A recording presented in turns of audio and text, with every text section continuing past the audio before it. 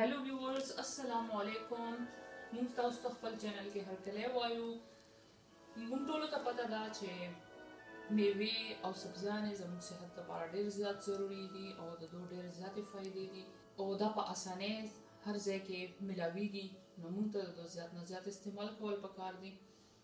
موږ به نن تاسو ته خپل په دې ویډیو کې د یو سلاد جوړولو چل ښایو. سلاد مختلفو طریقو سره جوړیږي. تاسو سره کم شیزونه موجود وي کور کې، نو تاسو یې هغې نه ښه په اسانۍ ځان ته جوړولی شئ. نو نن چې موږ تاسو ته کومه ریسیپي ښایو، د هغې نوم دی رشین سیلډ. رشین سیلډ یو ډېر مزیدار سلاد وي. دې کې فروټ هم وي او سبزیانې هم وي. راځئ چې نن موږ تاسو ته د دې سلادو جوړولو دپاره چې کوم شیزونه استعمالیږي د هغو نومونه وښایو. ویورز، دلته موږ نیمه مڼه راخیستې ده. تاسو شنه، زیړه، سره چې کومه مڼه وي هغه راولئ او وړه وړه یې کټ کړئ. او دلته تازه پاینیپل یا اناناس دی، کوم چې موږ صفا کړی دی او دلته سلایسز چې جوړ کړي. او دا تاسو ته ښکاري دا ګازره ده، یو ګازره. دا موږ په اوبو کې جوش ورکړی دی چې دا لږ نرمه شي. او دلته کې دا تاسو ته ښکاري د سور شمله مرچ دی، لږ شان دی. دا به زموږ سلادو ته یو ښکلی شان کلر ورکوي او ذایقه به هم ورکوي.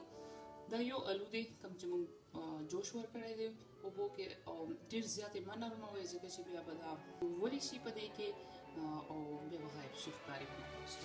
او دا د جوارو دانې دي، کارن چې دې ته وایي. دا هم موږ بویل کړي دي، لږ شان معمولي شان مالګه هم پکې اچولې ده. او دا دوه ایګز دي کوم چې موږ بویل کړي دي، سخت بویل یې کړئ او بیا چې کله یخ شي نو بیا یې کټ کړئ. او دا دغه دی بند ګوبي پخوئ مه، جوش موش مه ورکوئ، همداسې کچه استعمال کړئ. او سیزن دپاره به موږ لږ شان چیني استعمالوو او مالګه خپل ذایقې مطابق تاسو راولئ. دلته موږ ایکسټرا ورجن آیل راخیستی دي. دې سره به موږ د دې سیزنینګ کوو. تور مرچکې به لږ شان پکې استعمالوو. او دا چکه یا مستې دي، لکه دې کې به تاسو اوبه کوشش کوئ چې کمې پکې راشي. او دا کریم دی، ملای هم تاسو استعمالولی شئ.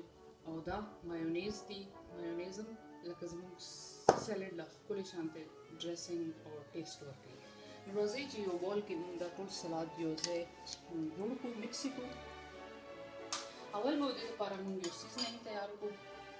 مسته به په دې یو غټ بول کې واچوو. او بیا به دې کې موږ دا مایونیز واچوو. په دې کې به موږ اولیو آیل واچوو. مرضی مطابق تاسو استعمالولی شئ. اوس به دې کې موږ تور مرچکې واچوو پاوډر. اوس به دې ډریسنګ کې موږ چینی واچوو. چینی تاسو خپل ذایقې مطابق استعمالولی شئ، 1 چمچ 2 چمچ. مالګه لږ شان دی ځکه چې مایونیز کې هم مالګه شته، نو مالګه او چینی وروسته هم ایډجسټ کېدلی شي. تور مرچکې هم وروسته بیا پکې نور اچولی شئ خپل ذایقې مطابق. او په دې کې موږ د لیمبو جوس یا داسې شی نه استعمالوو. ویورز، موږ چې تاسو ته کوم فروټس او سبزیانې وښیلې، تاسو دا هم استعمالولی شئ. دې نه علاوه هم استعمالولی شئ، لکه بادرنګ پکې استعمال کړئ، ناشپاتي پکې واچوئ. دې نه علاوه کیله استعمالولی شئ فروټس کې تاسو، نو خپلې خوښې شیزونه پکې اچولی شئ.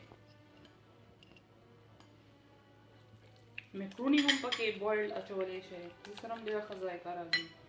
اوس به موږ پکې دا سیب مڼه واچوو.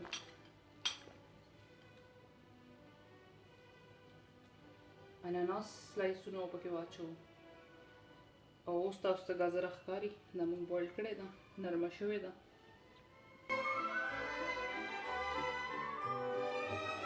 اوس پکې سور شمله مرچ او جوش کړي الوګان واچوو.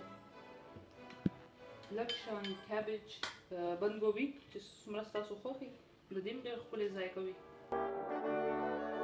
او بویل کړي یا جوش کړي انډې دا پکې واچوئ. او اوس به دا موږ ښه مکس کړو. ویورز، تاسو ته ښکاري دې کې موږ شنه دنیا هم واچوله.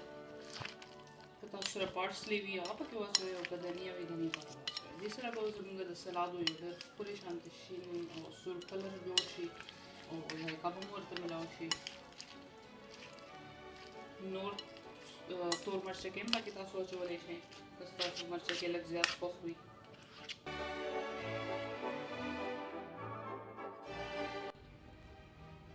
ویورز اوس به موږ خپل دا سلاد چې کوم دی دا به موږ ډش آوټ کړو.